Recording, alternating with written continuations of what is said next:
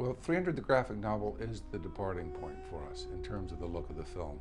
It's the rocks of Greece, it's the dirt of Greece, it's the Spartans sort of organically rising from the soil of Greece, and democracy sprouts in that same soil, and the way they use Greece itself to help defend Greece, the gates, the hot gates at Thermopylae.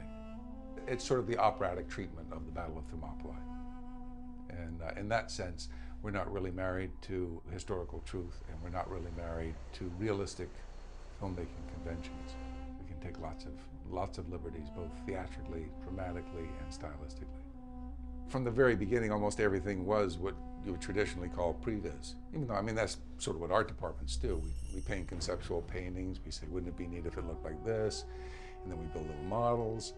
But to shortcut all of that, almost all of the sets, everything was designed straight off in three-dimensional programs. Each scene was conceived with a fully designed and fully realized environment, which was designed in 3D and then rendered in terms of color with keyframe illustrations. And then we all went through all of these designs and these illustrations and said, how little do we have to build?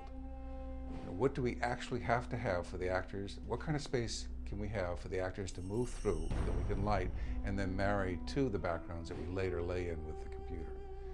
The way we're doing it is that we're in a large industrial space, and we've created foreground terrains, largely, aside from the realistic sets of Sparta and of Xerxes X. The rest of it are abstract terrains. And the way that we arrived at these abstract terrains is to look at all the action as Zach worded it, and look at the relationship of the actors to each other. Are they going uphill? Are they going downhill?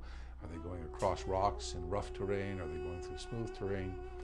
And taking those terrains and abstracting them so that we have sort of multi-purpose terrains. Probably my favorite set was, it's odd, it was a sculpted rock, which we call the rabbit, only because when you looked at it in plan view, it looked a little bit like a rabbit.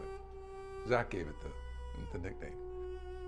But the thing that was really interesting about it was it represented, to me, a really interesting form of filmmaking. That one rock was used for about 8 or 9 different locations. And it was a multi-dimensional sculpture, really. If you shot from this angle, it matched Frank's profile in the way when Leonidas comes away from his dialogue with Ephialtes, and Ephialtes throws himself over the cliff. And then you shoot it from another angle, and it's where the Greeks meet, and it matches the profile of Frank's very graphic portrayal of what happens when the free Greeks meet the Spartans.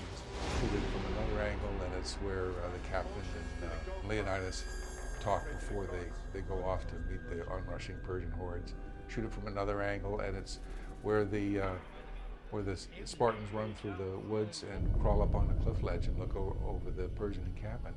It's like this multi-purpose area, and I just love the fact that this one little plop of cement was able to function for so many different sets. And the other thing that was terrific was, after it was designed and we plopped it down, Zach walked onto the set and instantly knew where all the shots were. And that, I thought, was just amazing.